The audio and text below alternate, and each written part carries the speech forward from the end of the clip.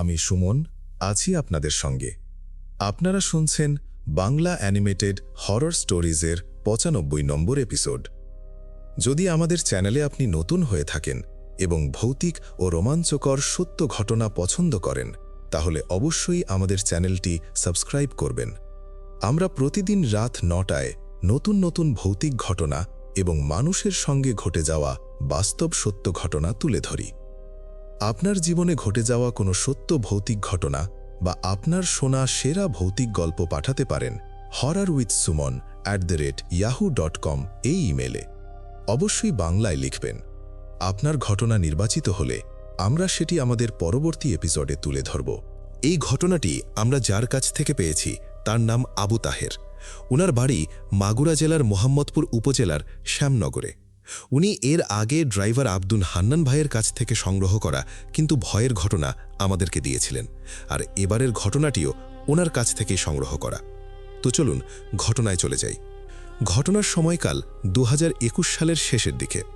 তখন আব্দুল হান্নান ভাই তার পরিবারকে নিয়ে একটি নতুন ফ্ল্যাট বাড়িতে ওঠেন। আব্দুল হান্নান ভাই তখন মাইক্রোবাস চালান, আর তার বড় ছেলে শুভ ঢাকাতে সিএনজি চালাতেন। প্রথমত একটা বিষয় বলে রাখি, এই যে ফ্ল্যাটটা, এই ফ্ল্যাট বাড়ি অর্থাৎ এই বিল্ডিংটা আর কি, এটা একটা সময় যখন ছিল না, ওই জায়গাতে টিন শেডের একটা ঘর ছিল। সেই ঘরটা ভেঙে এই বিল্ডিংটা তৈরি করা হয়েছে।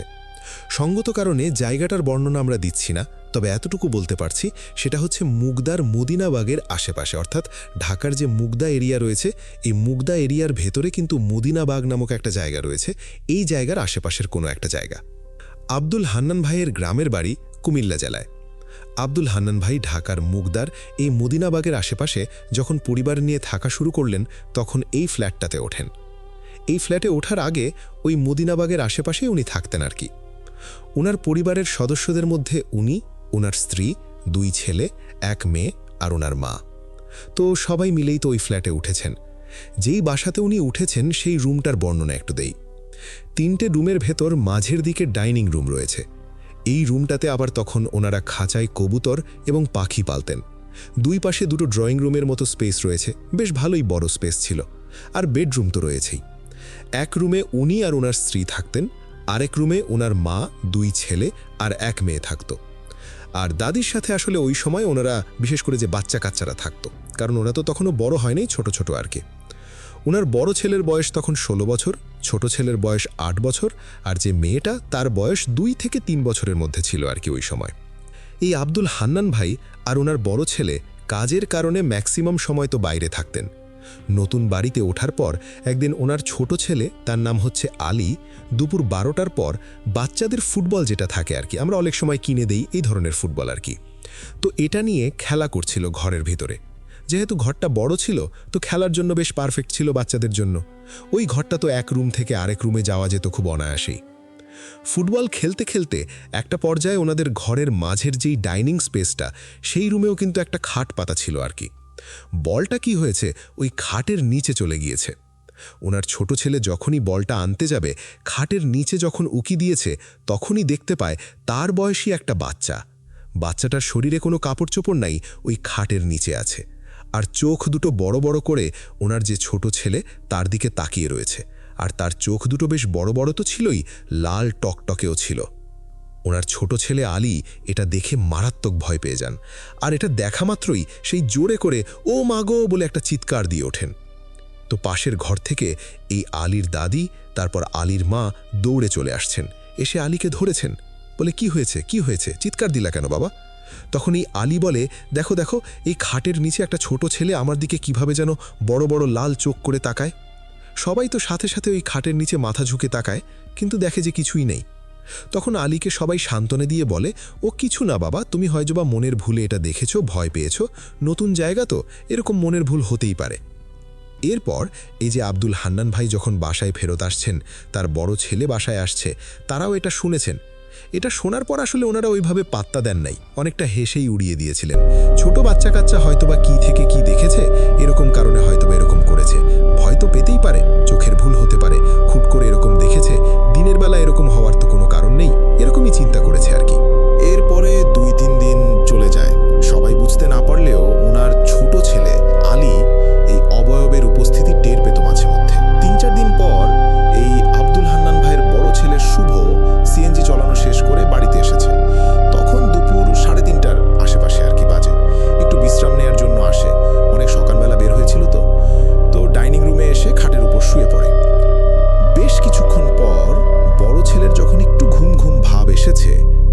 তখনই ঘটল ভয়ঙ্কর একটি ঘটনা। ওনার বড় ছেলে ঘুমের ঘোরে দেখতে পায় সেই বিবস্ত্র ছোট বাচ্চার অবয়বটা ওনার বড় ছেলের বুকের উপর বসে গলা চেপে ধরেছে। যেভাবে অনেক সময় বোবায় ধরলে আমরা কথা বলতে পারি না, এরকম হয়েছে আর কি। প্রথমত এই অবয়বের হাত থেকে ছুটতে এই শুভর বেশ বেগ পেতে হয়েছিল। পরবর্তীতে আল্লাহু আকবার বলে জোর একটা চিৎকার দিয়েছে, তারপর এই অবয়বটিকে জোর একটা ঝাড়ি দিয়ে ফেলে দিয়েছে। তারপর ডাইনিং রুম থেকে একটা দৌড় দিয়ে বের হয়ে চলে যায় অন্য রুমে। তখন বাসায় থাকা সবাইকে সে হাঁপাতে হাঁপাতে বলছে যে এই ঘটনা ঘটছে আমার সাথে। তখন উপস্থিত সবাই বড় ছেলের মুখ থেকে ঘটনাটি শোনার পর একটু ভীত সন্ত্রস্ত হয়ে যায়। ভীত সন্ত্রস্ত হওয়ার কারণও ছিল, কারণ এ তো আর ছোট না। আলী তো ছোট, কিন্তু শুভ তো বড়। এই ঘটনার পর থেকে মূলত আস্তে আস্তে বাড়ির যারা বয়স্ক, যারা বোঝেন আর কি, বিশেষ করে এই যে আব্দুল হান্নান ভাই, তার স্ত্রী, তার মা, ওনাদের কিন্তু বিশ্বাস হতে শুরু হয়। ওনারা চিন্তা করেন নিশ্চয়ই এই বাড়িতে কোনো প্যারানর্মাল সমস্যা আছে। একদিকে এই মাইক্রোবাস চালিয়ে রাতের বেলা উনি যখন বাসায় ফেরত আসতেন, তখন তো শরীর খুব ক্লান্ত থাকতো। আশ্চর্যজনকভাবে তখনই বাসায় ঢোকার পর কেন যেন একটা থমথমে পরিবেশ সৃষ্টি হতো। ওনার শরীরটা আচমকা ভার হয়ে যেত কোন এক অজানা কারণে। কেন জানি আগে থেকে এরকমটা কিন্তু কখনো লাগেনি, কিন্তু ঘরে ঢোকার পর এরকমটা মনে হতো। উনি চিন্তা করলেন যে শরীরটা মনে হয় একটু বেশি খারাপ খারাপ লাগছে, এরকম কারণে হতে পারে। অনেক সময় বাসায় ঢোকার পর শরীরটা একদম ছেড়ে দেয়, ভার হয়ে যায়, একটু বিশ্রাম নিতে মন চায়, এটার কারণে হতে পারে। কিন্তু না, প্রতিদিনই কি একই রকম হবে নাকি? ওই দিন আমার একটু শরীরটা বেশি ভার ভার ওনার কাছে লাগছিল। তো বাসায় আসার পর ওনার বড় ছেলের সাথে ঘটনাটি ওনাকে জানায় সবাই। এরপর মূলত উনি ফিল করেন যে আচ্ছা, আমি যে বাসায় ঢোকার পর শরীরটা ভার হয়ে যায়, কেমন কেমন যেন লাগে। আর বড় ছেলের সাথে ঘটনাটা ঘটলো, তাহলে কি যে আগে যে শরীর ভার হয়ে যেত এটার সাথে কোনো সংযোগ রয়েছে? উনি যখন জানলেন যে ওনার বড় ছেলের সাথে ঘটনাটি ঘটেছে, দিনের বেলাতে উনি প্রাথমিকভাবে ভয় পেলেও ওটাও ভাবে প্রকাশ করেন নাই। তবে ওনার একটু রাগ হয় বেশি। নতুন বাসায় আসতে না আসতে সবার সাথে এরকম সমস্যা হচ্ছে, ঘটনাটা কি? উনি তখন বাসার সবাইকে বলেন যে আজ রাত্রে আমি ডাইনিং রুমে একা ঘুমাবো, দেখি কি হয়। তোমরা সবাই আজকে রাত্রে অন্য জায়গায় থাকবা। আমি দেখতে চাই, বুঝতে চাই আসলে এখানে সমস্যাটা কি। আর তাছাড়া তোমরা কি ভুল দেখেছো না কি হয়েছে, এটাও তো বুঝতে হবে। তো এই যে ডাইনিং রুমটা, এই ডাইনিং রুমেই সমস্যাটা বেশি দেখা যাচ্ছিল অন্য রুম থেকে। এদিকে আব্দুল হান্নান ভাই ওই রাত্রে এই অশুভ শক্তির সাথে মোলাকাত করার জন্য প্রস্তুতি নিচ্ছেন। উনি আসলে নিজেও বুঝতে পারেন নাই যে কোনো একটা বিষয়ের সাথে উনি নিজেকে জড়িয়ে ফেলছেন। যাই হোক, উনি তো রাতের বেলা খাওয়া দাওয়া শেষ করে এক প্যাকেট সিগারেট সাথে নিয়ে রাত 12টার পরে ঘুমোতে গিয়েছেন ওই ডাইনিং রুমে। অন্য রুমে ওনার পরিবারের সবাইকে পাঠিয়ে দিয়েছেন। ডাইনিং রুমে ঢোকার পর থেকে ওনার সারা শরীর ভার হতে থাকে। রাতে একটা সিগারেট শেষ করে উনি ঘুমিয়ে পড়েছেন। রাত যখন আনুমানিক 2টা কি 2:30 বাজে, ওনার ঘুম ভেঙে যায়। ডাইনিং রুমে থাকা যে কবুতর রয়েছে, এই কবুতর কিন্তু এক ধরনের শব্দ করে, বাকবাকুম বাকবাকুম শব্দ করে। মনে হচ্ছে এই কবুতরগুলো বেশ দ্রুত এই শব্দটা করছে, কোনো কিছু দেখে ভয় পেয়েছে বা তারা আতঙ্কিত হয়েছে, এই কারণে এরকম শব্দ করছে। উনি ডাইনিং রুমে থাকা ডিম লাইটের আলোতে দেখতে পেলেন যে একটা খাট রাখার পর, মানে রুমের একটা পাশে খাট রাখার পর সামনে যে একটা ফাঁকা জায়গা থাকে, ওইখানে তার যে ছোট ছেলে আলী, এই আলীর বয়সের একটা ছেলে, 7-8 বছর বয়সের হবে আর কি, তার শরীরে কোনো জামা কাপড় নাই, সে উল্টো দিকে মুখ ঘুরে দাঁড়িয়ে আছে। মানে সে এমনভাবে দাঁড়িয়েছে তার পিঠ দেখা যাচ্ছে, শরীর দেখা যাচ্ছে, তার মুখটা অন্যদিকে। আর এই জিনিসটা একটা ফুটবল হাতে করে মনে হচ্ছে খেলছে। কিভাবে খেলছে? সে দাঁড়িয়ে ফুটবলটা একবার ফ্লোরে ফেলছে, ওইটা আবার যখন উপর দিকে উঠে যাচ্ছে সুইং করে আবার সেটা ধরছে, আবার ফেলছে, আবার ধরছে, এইভাবে সে ওই ফুটবলটা হাতে নিয়ে খেলছে। উনি এই জিনিসটা দেখে প্রথম দিকে একটু ভ্যাবাচাকা খেয়ে যান। উনি খাটের উপরে উঠে বসেছেন, চিন্তা করছে এটা আমি কি দেখছি, দরজা জানালা সবকিছু বন্ধ করা। এই বাচ্চাটা কিভাবে এই রুমের মধ্যে প্রবেশ করলো? এটা তো কোনো স্বাভাবিক বাচ্চা না।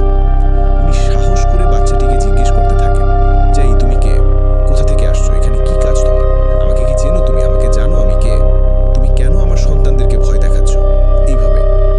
এরপর পরক্ষণেই ওই বাচ্চাটি জবাব দিতে থাকে ভয়ঙ্কর ভারী কর্কশ কণ্ঠে, উল্টো দিকে ঘুরেই, তুই কে? এটা তো আমার দেখার বিষয় না, আমার জানারও বিষয় না, জানতেও চাই না। এই বাসা ছাড়, এখানে আমি অনেক দিন থেকে থাকি, এটা আমার বসবাসের জায়গা। যদি ভালো চাস তোর ছেলে মেয়েকে নিয়ে চলে যা এখান থেকে, চলে যা তাড়াতাড়ি, এই বাসা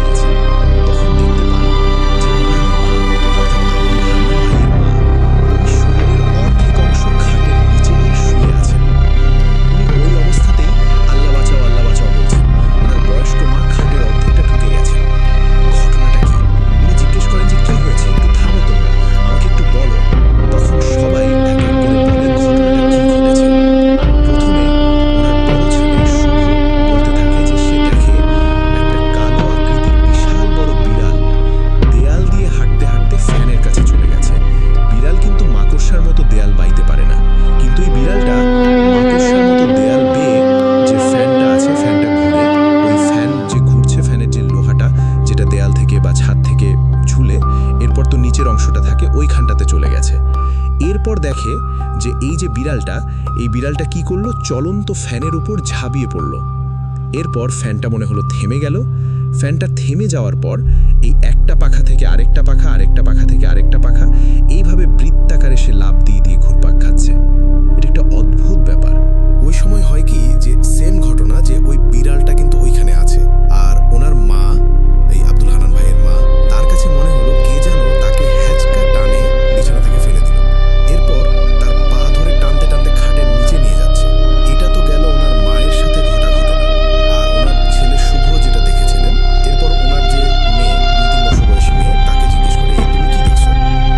এতটুকু বাচ্চা ভাঙা ভাঙা কণ্ঠে বলছে যে সে দেখেছে এই বাচ্চার পায়ের কাছে একটা বাচ্চা, আরেকটা বাচ্চা, তার ইমিডিয়েট বড় ভাই যে আলী, তার বয়সী, শরীরে কাপড় চোপড় নাই, তার পায়ের কাছে এই বাচ্চাটা দাঁড়িয়ে আছে, বড় বড় চোখ করে, আর চোখ দুটো লাল টকটকে, আর ভয়ঙ্করভাবে হাসছে।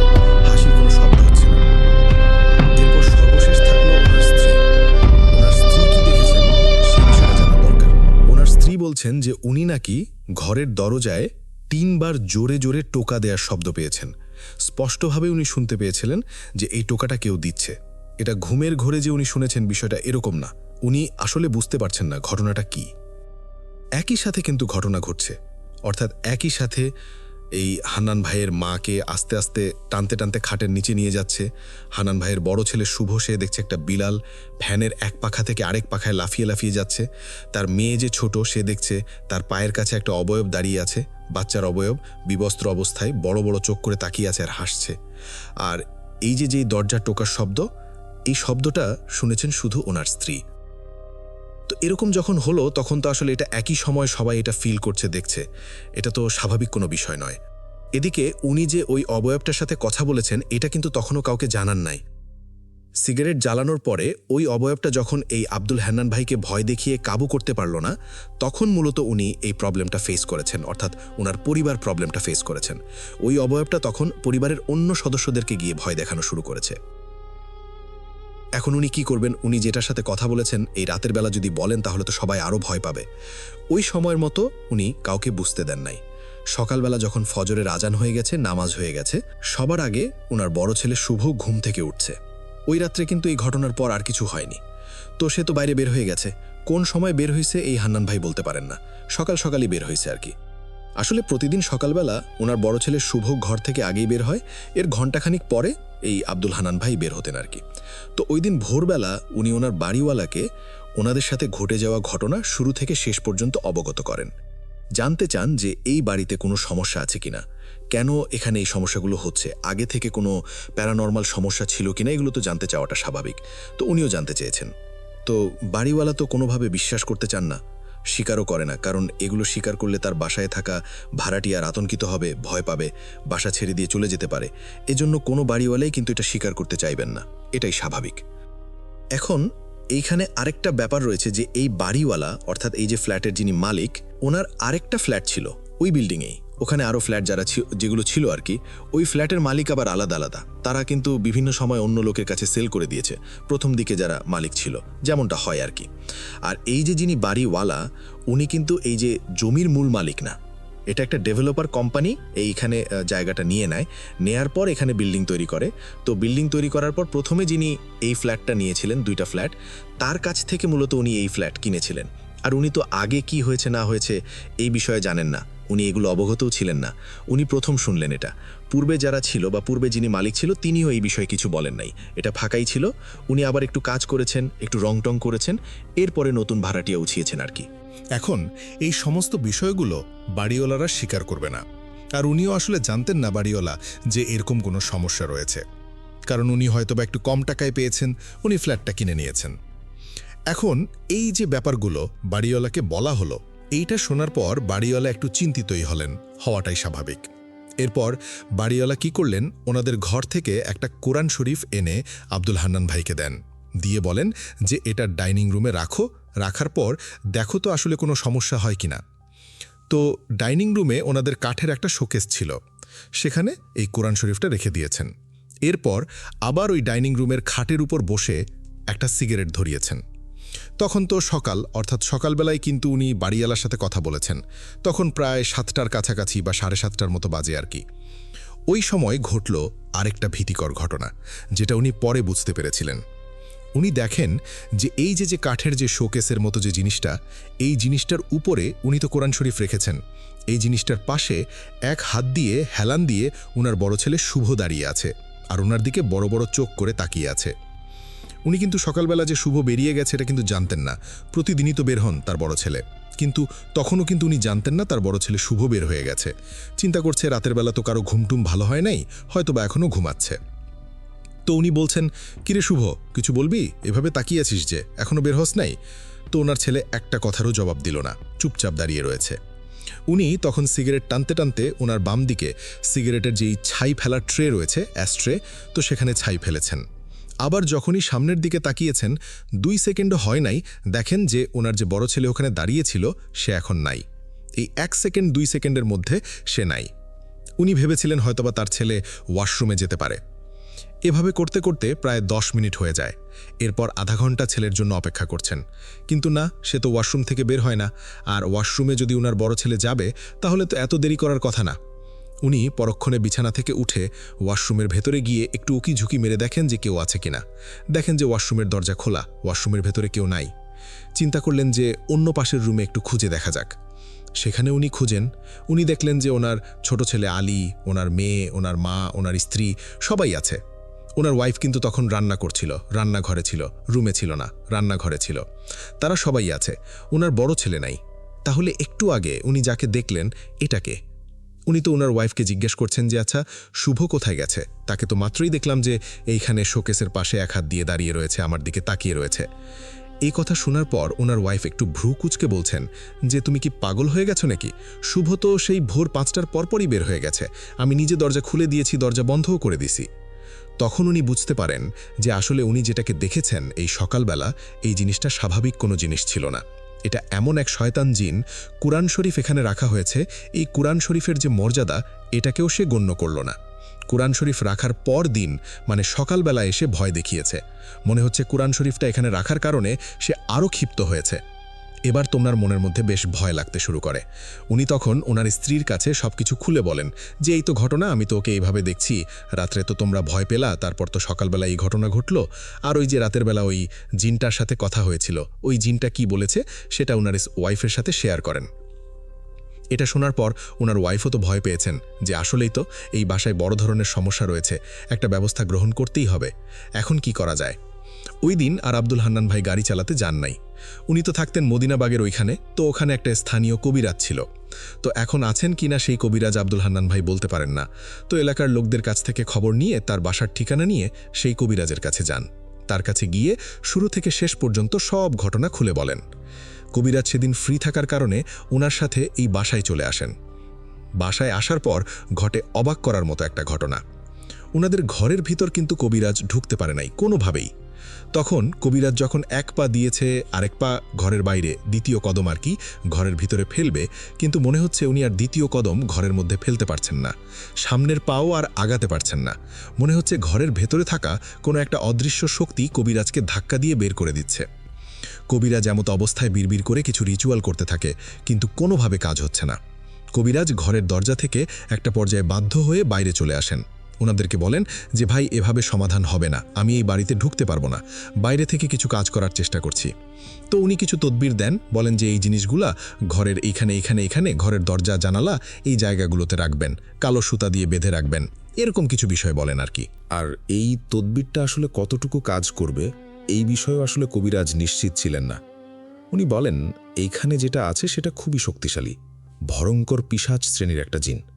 উনি প্রায় 12টা তদবির দিয়েছিলেন 12 জায়গায় রাখার জন্য, কিন্তু এগুলো দিয়ে কোনো কাজই হয় নাই। পরের দিন রাতে ওই অবয়বটা আবার স্বপ্নে আসে। এবার কিন্তু স্বপ্নে এসেছে, বাস্তবে আসে নাই। স্বপ্নে আসার পর আব্দুল হান্নান ভাইকে ভয়ঙ্কর একটা শয়তানি হাসি দিয়ে বলছে, হরে আব্দুল হান্নান, এসব কবিরাজির কেরামতিতে কোনো কাজ হবে না, তোরা এই বাড়ি ছেড়ে চলে যা, এই বাড়িতে আমার আস্তানা। তোদেরকে ভালোই ভালোই বলছি, মনে হয় তোরা বুঝতে পারছিস না তাই না? জীবনের মায়া থাকলে চলে যা, না হলে এমন ক্ষয়ক্ষতি হয়ে যাবে সারা জীবন কান্নাকাটি করেও সেটা পুষিয়ে নিতে পারবি না। এই বাড়ি থেকে যা। আবারও বলে দিচ্ছি। এইভাবে ভয়ঙ্করভাবে হাসতে হাসতে ঘুমের মধ্যেই ওই অবয়বটা অদৃশ্য হয়ে যায়। ওনারও ঘুম ভেঙে যায়। ঘুম থেকে উঠে উনি খুব চিন্তিত মনে একটা সিগারেট জ্বালিয়ে ওয়াশরুমে গিয়েছেন একটু ফ্রেশ হওয়ার জন্য। ওয়াশরুমের ভেন্টিলেটরের উপরের দিকে যখনই ওনার চোখ পড়ে, উনি দেখেন ওই বাচ্চা অবয়বটা ওই ভেন্টিলেটরের ফাঁকা দিয়ে বড় বড় চোখ করে ওনার দিকে তাকিয়ে আছে।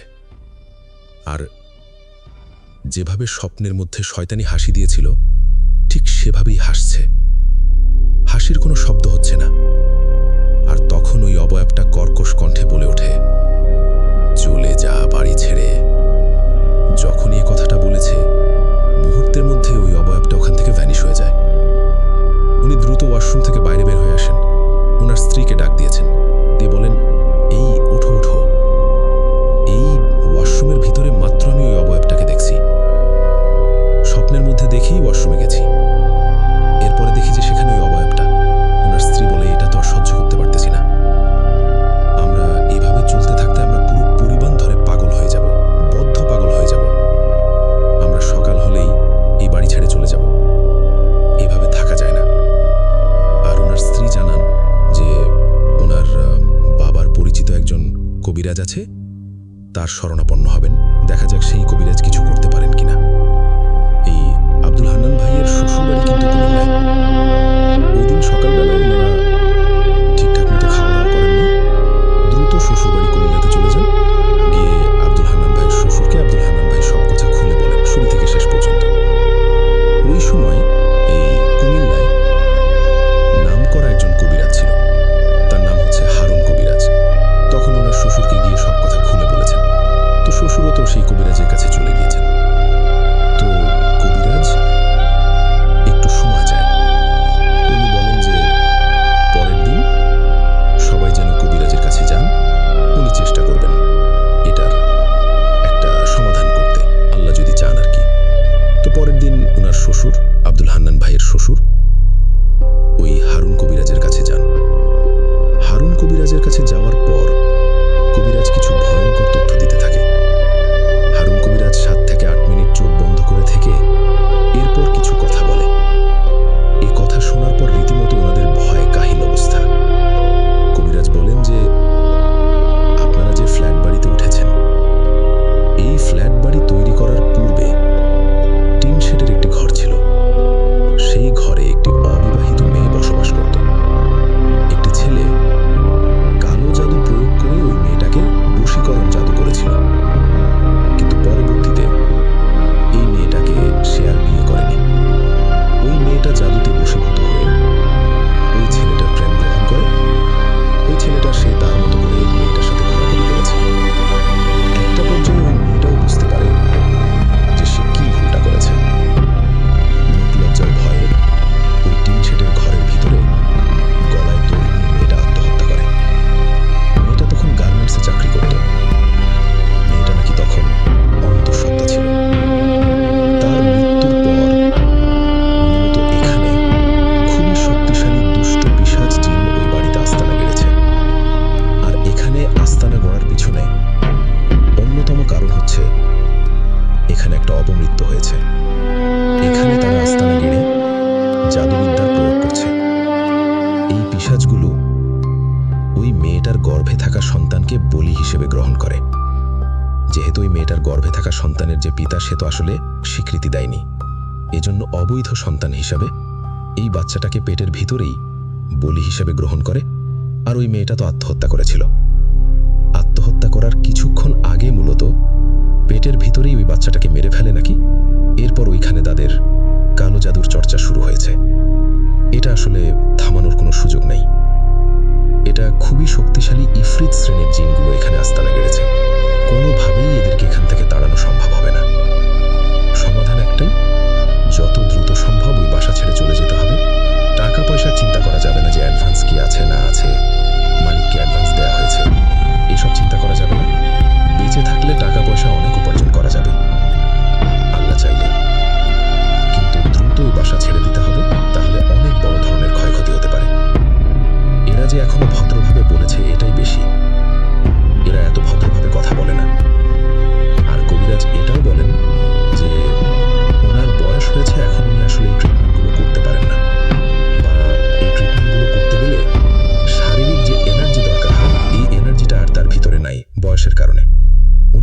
আশেপাশে থাকা মুখবির জিন যারা সংবাদ সংগ্রহ করে তাদের মাধ্যমে এই তথ্যগুলো জানতে পেরেছেন। তো এই সমস্ত তথ্য যখন আব্দুল হান্নান ভাই জানলেন, উনি খুবই চিন্তিত হয়ে পড়লেন। কারণ ঢাকাতে তো হুট করে বাসা চেঞ্জ করা কষ্টকর এবং ব্যয়বহুল বটে। তবে ঢাকাতে আসার পূর্বে কিছু পানি পড়া, আগরবাতি, তেল পড়া এই সমস্ত জিনিস দিয়ে দিয়েছিলেন ওই কবিরাজ। বলেছেন যে নতুন বাসায় ওঠার আগ পর্যন্ত এগুলো ব্যবহার করতে, পানিটা ছেটাতে, পানি যেন ওনারা গোসল করার সময় গোসলের পানিতে মিশিয়ে নেন।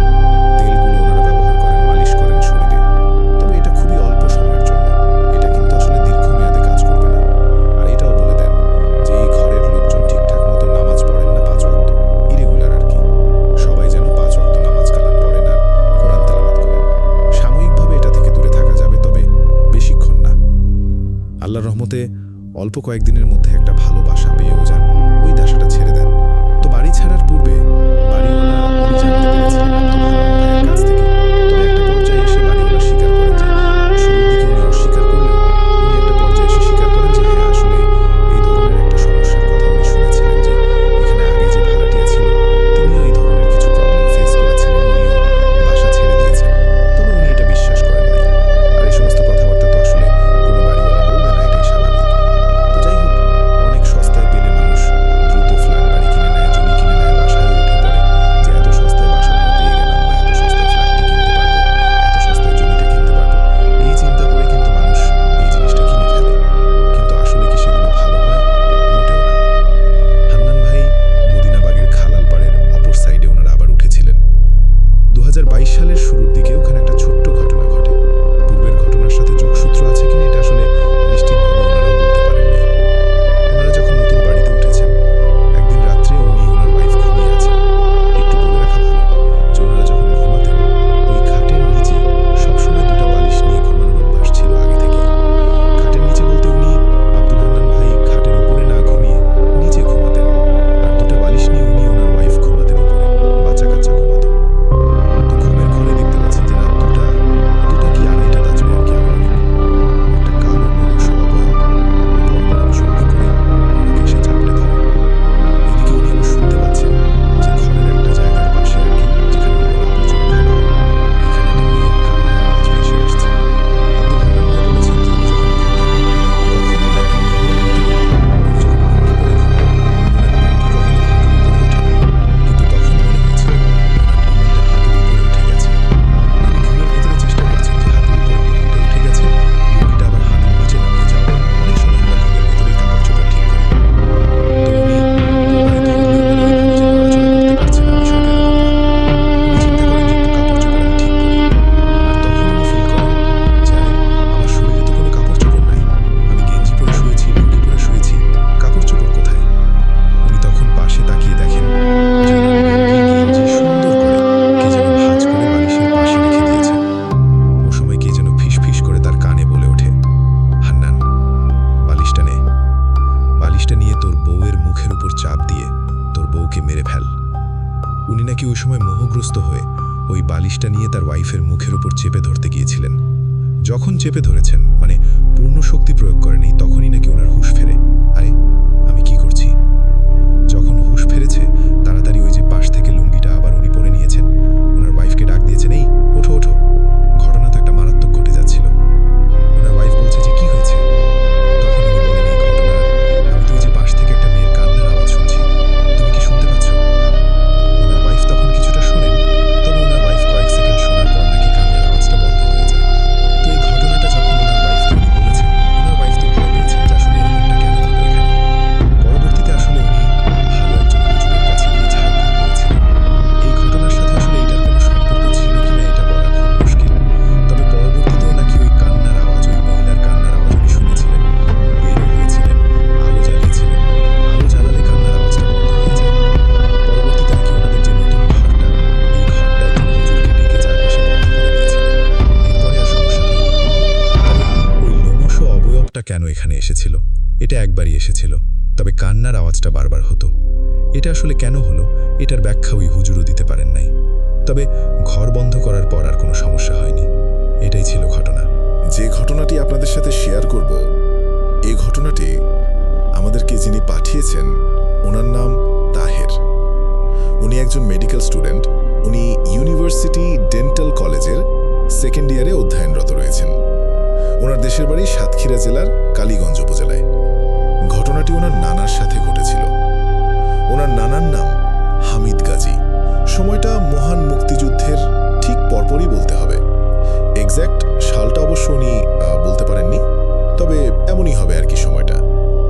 ওই সময় এই হামিদ নানা গরুর গাড়ি চালাতেন। বিভিন্ন জায়গায় মাল আনা নেওয়ার কাজে কিন্তু গরুর গাড়ি ছিল একমাত্র ভরসা। এছাড়া মহিষের গাড়ি, ক্ষেত্রবিশেষে ঘোড়ার গাড়িও চলত, তবে গরুর গাড়িটাই বেশি ছিল গ্রামাঞ্চলে। আর অনেক জায়গায় মেঠো পথ রয়েছে, সেখানে তো ওই সময় যে ধরনের যান্ত্রিক যানবাহনগুলো ছিল, স্পেশালি ট্রাক, এগুলো তো ওভাবে দৌড়তও না, যার কারণে গরুর গাড়িতেই এক বাজার থেকে অন্য বাজারে মালামাল আনা নেওয়া করতে হতো। তো হামিদ নানা এই কাজ কি করতেন? হামিদ নানার একজন সহযোগী ছিল, তার নাম হচ্ছে মান্দার। ওই গ্রামে দুজন মান্দার রয়েছে, একজনের নাম শুধু মান্দার, আরেকজনের নাম হচ্ছে দত্ত মান্দার। তো যেদিন ওনারা কাজ নিয়েছেন, অর্থাৎ যেদিন মালামাল নিয়ে যাবেন, তার আগের দিন আলোচনা হয়েছে এই মান্দারের সাথে হামিদ নানার, যে কখন যাবেন, কি আশায় বিষয়। এই মান্দারের বাড়িটা কিন্তু হামিদ নানার বাড়ির একদম কাছাকাছি ছিল। মান্দারের বাড়ি থেকে যদি ডাক দেয়া হয়, এই ডাক কিন্তু হামিদ নানা শুনতে পান। অনেক সময় জোরে জোরে ডাকাডাকি করেও কিন্তু নিজেরা নিজেদের মধ্যে ভাবের আদান প্রদান করতেন। তো আগের দিন কথা হয়েছে যে ওনারা একটা জায়গায় যাবেন, ভোরবেলায় এসে ওই মান্দার হামিদ নানাকে ডাক দিয়েছেন, মানে সেই অনুযায়ী আর কি। এখন হয়েছে কি, এই ডাকটা কিন্তু আবার নানি শোনেন নাই। ওই ডাকে কিন্তু নানার ঘুম ভেঙে গেছে।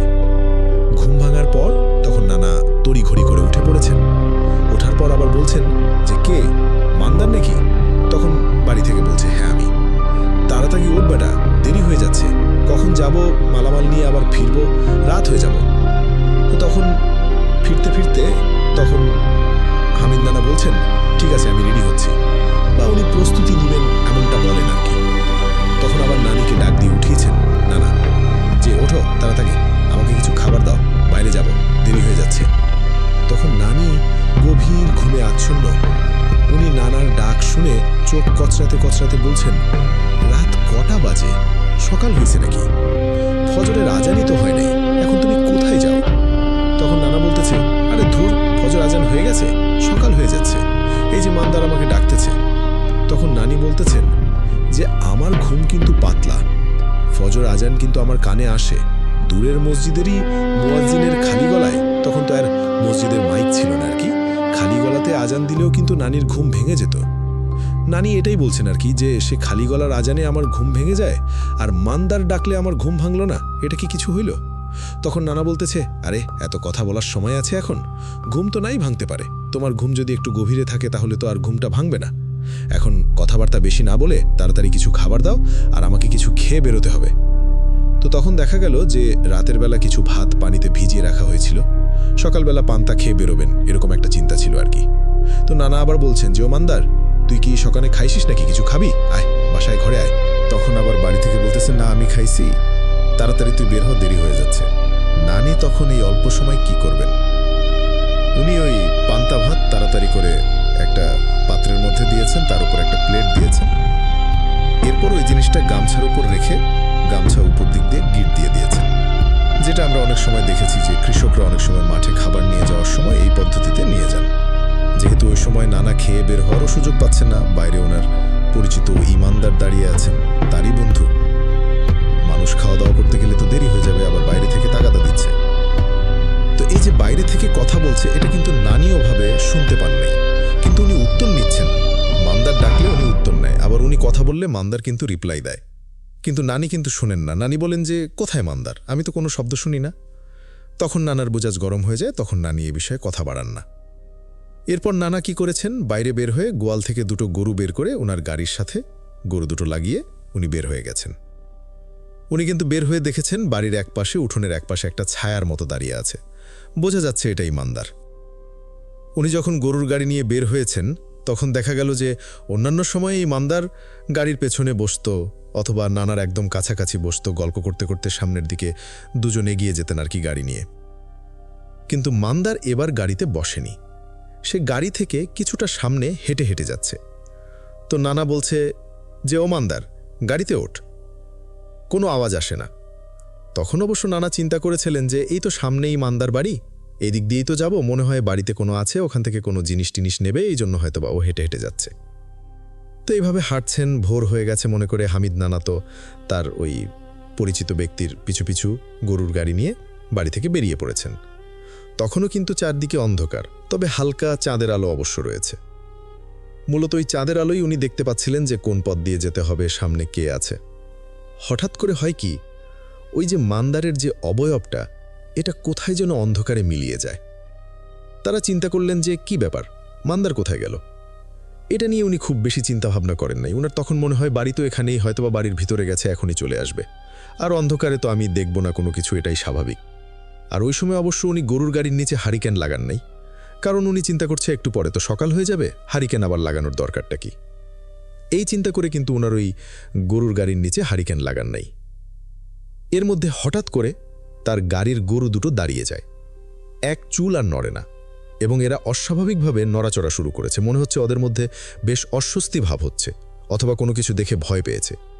নানা গরু দুটোকে সামনে আগানোর জন্য হাতে যে লাঠিটা ছিল, লাঠি দিয়ে আঘাত করছেন, কিন্তু না, গরু দুটো এক চুলও সামনে আগায় না। তখন হঠাৎ করে এই নানার চোখ যায় সামনের দিকে। তখন নানা দেখতে পান ভয়ঙ্কর এক দৃশ্য। উনি দেখতে পান রাস্তার দুই ধারে দু পা দিয়ে বিশাল বড় দৈত্যাকৃতির একটা অবয়ব দাঁড়িয়ে আছে।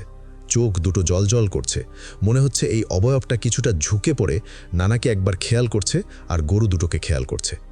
এই দৃশ্য দেখার সাথে সাথে নানা যে চিৎকার দেবেন এই সুযোগও পান নাই, তখনই উনি সেন্সলেস হয়ে যান। এদিকে হয়েছে কি, ফজরের আজান যখন দিয়েছে, ওই মান্দার কিন্তু ঘুম থেকে উঠে বাড়ি থেকে বের হয়েছেন নানাকে ডাক দিবেন এই উদ্দেশ্যে। উনি যখনই বাড়ি থেকে বের হয়েছেন, তখন উনি দেখেন সামনে কি যেন পড়ে আছে আর একটা গরুর গাড়ি দাঁড়ানো। উনি তো বুঝতে পারছেন যে এই গরুর গাড়িটা তো ওই হামিদ নানার। উনি কি মনে করে দৌড়ে সামনে গিয়েছেন যে কি ব্যাপার, সামনে কি পড়ে আছে। কাছে গিয়ে দেখেন এই হামিদ নানা তোড়ে আছে, কারণ তখন তো ফজর আজান দিয়েছে, চারদিকে তখন তো অন্ধকার। উনি আর দেরি না করে তাড়াতাড়ি হামিদ নানাকে কাঁধে উঠিয়ে উনি নিয়ে গেছেন তার বাসায়। বাসায় নিয়ে যাওয়ার পর পরিবারের অন্য সদস্যদেরকে বলছেন যে তাড়াতাড়ি এর মাথায় একটু পানি দাও, আমি দ্রুত এই ওনার ওয়াইফকে ডেকে নিয়ে আসি। তখন তো এই মান্দার দৌড়ে আসছেন নানার বাসায়, নানিকে ডাকাডাকি করছেন। তো নানি উঠে গেছেন। তখন এই মান্দার বলছে যে এই ঘটনা, সে তো এখানে অজ্ঞান হয়ে পড়ে আছে। তখন তো নানি বুঝতে পারছেন ঘটনাটা কি হয়েছে। তখন বলেন যে ভাই, আপনি কি কিছুক্ষণ আগে এসে ডাকে নিয়ে গেছিলেন কিনা? তখন বলে না তো, আমি তো উঠি নাই, আমি তো মাত্র উঠলাম, উঠে তো এই যে বের হয়ে দেখি এই ঘটনা। তখন তো নানি বলছে ঠিকই আছে, আসলে যা বুঝছিলাম তাই, আপনার রূপ ধরে আপনার ভয়েস নকল করে, অর্থাৎ গলা নকল করে এসে ডাক দিয়েছে। এই ডাক আমি শুনি নাই, কয়েকবার কথোপকথন হয়েছে সেটাও আমি শুনি নাই। তাহলে বুঝলাম এই ঘটনা, তাড়াতাড়ি চলেন যাই। তখন নানি চলে আসছেন, এদিকে হামিদ নানার জ্ঞানও ফেরত আসছে। তখন নানি ওনাকে বলছেন যে তোমাকে বললাম যে এখানে একটা অস্বাভাবিক কিছু আছে বলে মনে হচ্ছে, তুমি তো কোথায় পাত্তা দিলে না, রাগ দেখাইলা। দেখলা তো ঘটনা। তখন নানাও বুঝতে পারেন যে আসলে ওই যে রাত্রে এই মান্দারের সাথে কথোপকথন হয়েছে, ওই সময় কোনো দুষ্টু জিন নিশি ডাক দিয়েছে, আর ওই ডাকে উনি বেরিয়ে পড়েছেন। তবে এই ঘটনার পর নানা যে খুব বেশি অসুস্থ হয়ে যাবেন বা ওনার শারীরিক বড় ধরনের কোনো সমস্যা তৈরি হয়েছিল, বিষয়টা এরকম না। এই ঘটনা এ পর্যন্তই। তবে ওই গ্রামে আরও অনেকেই নাকি ওই ভয়ঙ্কর পিশাচের নিশি ডাক শুনে বাড়ি থেকে বেরিয়ে পড়েছিল। এই ধরনের ঘটনা যে ওই গ্রামে এই একটাই ঘটেছে, বিষয়টা এরকম না। ঘটনাটা এ পর্যন্তই। আর তাহের ভাই জানিয়েছেন যে ওই গ্রামে আরও বেশ কিছু ঘটনা রয়েছে, বিশেষ করে যে আমরা দত্ত মান্দারের কথা বললাম, যেটা দত্ত মান্দারের সাথে ঘটে যাওয়া বেশ কিছু ঘটনা রয়েছে, এগুলো উনি পর্যায়ক্রমে পাঠাবেন বলে জানিয়েছেন। ধন্যবাদ জানাচ্ছি তাহের ভাইকে ওনার নানার সাথে ঘটে যাওয়া এই সত্য ভয়ের ঘটনাটি পাঠানোর জন্য। আজকের ঘটনাটি কেমন লাগলো তা অবশ্যই কমেন্ট করে জানাবেন। যদি ঘটনাটি ভালো লেগে থাকে তাহলে একটি লাইক দিয়ে আমাদের উৎসাহিত করুন, এবং এখনও সাবস্ক্রাইব না করে থাকলে অবশ্যই বাংলা অ্যানিমেটেড হরর স্টোরিজ চ্যানেলটি সাবস্ক্রাইব করে পাশে থাকা বেল আইকনটি অন করে রাখুন, যাতে প্রতিদিন রাত 9টায় নতুন ভৌতিক এবং বাস্তব সত্য ঘটনার নোটিফিকেশন সবার আগে পেয়ে যান। আপনার জীবনে ঘটে যাওয়া কোনো সত্য ভৌতিক ঘটনা বা আপনার শোনা সেরা ভৌতিক গল্প পাঠাতে পারেন horrorwithsuman@yahoo.com এই ইমেলে। আপনার ঘটনা নির্বাচিত হলে আমরা সেটি আমাদের পরবর্তী এপিসোডে